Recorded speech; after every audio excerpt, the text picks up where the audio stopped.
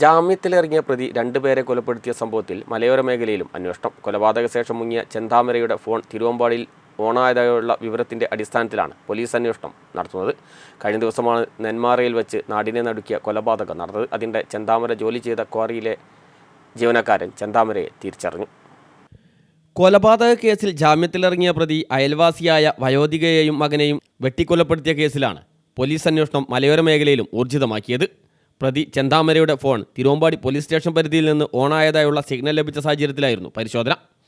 അതേസമയം ചെന്താമരയുടെ ഫോൺ ചെന്താമര നേരത്തെ ജോലി ചെയ്തിരുന്ന ക്വാറിയിലെ സെക്യൂരിറ്റി ജീവനക്കാരൻ നൽകിയാണ് തിരിച്ചുപോയതെന്ന് സെക്യൂരിറ്റി ജീവനക്കാരൻ മണികണ്ഠൻ പറഞ്ഞു. ഒരു മാസം മുമ്പ് വരെ ക്വാറിയിലുണ്ടായിരുന്ന ചെന്താമരയെ സെക്യൂരിറ്റി ജീവനക്കാരൻ തിരിച്ചറിയുകയും ചെയ്തു. ജയിലിലെ കഥകൾ തന്നോട് പറഞ്ഞിരുന്നതായും രണ്ടുപേരെ കൂടി കൊല്ലുമെന്ന് പറഞ്ഞിരുന്നതായും മണികണ്ഠൻ പറഞ്ഞു. ഞാനും അയാളും തമ്മിൽ ഒരു ഫ്രണ്ട്ഷിപ്പിൻ്റെ ഇതിൽ അയാൾ മുമ്പ് എനിക്ക് തന്നിട്ട് പോയത് മോട്ടറോളാണ്. അത് മോട്ടറോളവന് ഐഫോണാണ്. അതിനുശേഷം ഞാൻ ഒരു 2 ആഴ്ച കഴിഞ്ഞിട്ടാണ് എൻ്റെ സിം എടുത്ത് ഞാൻ അതിലിട്ടത്. അല്ലാതെ ഈ പുള്ളിക്ക് നമുക്കുമായിട്ട് യാതൊരു കമ്മിറ്റ്മെൻ്റ് ഇല്ല. ഇത് മാത്രമേ ഉള്ളൂ. ജയിലിലെ കഥകളൊക്കെ എന്നോട് പറഞ്ഞിട്ടുണ്ട്. മറ്റേ ആലത്തൂർ സബ് ജയിലിൽ കിടന്നുണ്ട്. പിന്നെ അത് കഴിഞ്ഞിട്ട് മലമ്പുഴ ഇപ്പോൾ പുതിയ ജയിൽ തുടങ്ങിയിട്ടുണ്ട്, അതിലും കിടന്നുണ്ട് എന്നൊക്കെ എൻ്റെ കാര്യങ്ങളൊക്കെ പറഞ്ഞിട്ടുണ്ട് ആൾ. അതന്നെ ഞാൻ കൊല്ലാണ്ട് പറഞ്ഞത്. ഇനി 2 ആളുണ്ട്, ബാക്കിയുണ്ട്.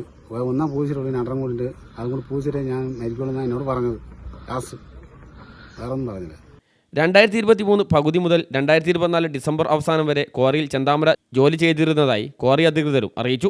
പാലക്കാട്ടെ ഒരു സെക്യൂരിറ്റി ഏജൻസി വഴിയാണ് ജോലിക്കെത്തിയതെന്നും ഒരു സ്ത്രീ വിരോധിയായി അനുഭവപ്പെട്ടതായും അവർ അറിയിച്ചു. പിന്നെ പാലക്കാടുള്ള ഒരു സെക്യൂരിറ്റി ഏജൻസി വഴി ഇവിടെ വന്നയാളാണ്. ബാക്കി ഡീറ്റെയിൽസ് ഞങ്ങൾക്ക് അയാളുടെ അറിയില്ല. ഏകദേശം 2023 ഏതാണ്ട് പകുതി മുതൽ 2024 ഡിസംബർ ആദ്യം വരെ ഇവിടെ ഉണ്ടായിരുന്നു. അതിനുശേഷം ഇവിടെ വെച്ച് വലിയ പിന്നെ പെട്ടെന്ന് സ്റ്റോക്കിന് കംപ്ലൈൻ്റായി ട്രീറ്റ് ചെയ്യാൻ പോകണമെന്ന് പറഞ്ഞ് പോയതാണ്. പൊതുവെ പിന്നെ സൈലൻ്റ് ആയിരുന്നു ആൾ. പിന്നെ ഇങ്ങനെ ശിരസ് ഉയർത്തി നടക്കുകയാണ്. പിന്നെ എല്ലാ കാര്യത്തിലും ഭയങ്കര ഗൗരവമായിരുന്നു.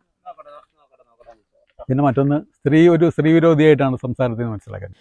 തിങ്കളാഴ്ച രാവിലെ 9:30 പോത്തുണ്ടി തിരുത്തമ്പാടം ബോയൽ നഗറിൽ 76-കാരിയായ ലക്ഷ്മിയെയും 58-കാരനായ മകൻ സുധാകരനെയും ചെന്താമര കൊലപ്പെടുത്തിയത്. ജാമ്യാവസ്ഥ ലംഘിച്ച് സ്വന്തം വീട്ടിലെത്തിയ പ്രതി നേരത്തെ അയൽവാസികളെ ഭീഷണിപ്പെടുത്തിയിരുന്നു. ഇത് സംബന്ധിച്ച് പരാതി നൽകിയിട്ടും പോലീസ് നടപടി സ്വീകരിച്ചിരുന്നില്ല.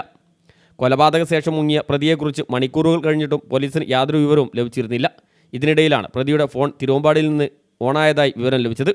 അതിനിടെ കൊടിയത്തൂർ പഞ്ചായത്തിലെ മറ്റൊരു ക്വാറിയിൽ ജോലി ചെയ്യുന്ന ചെന്താമര എന്നുപേരുള്ള ആളെക്കുറിച്ച് പോലീസ് അന്വേഷണം നടത്തിയെങ്കിലും ഇയാൾ പ്രതിയല്ലെന്ന് കണ്ട് വിട്ടയക്കുകയും ചെയ്തു.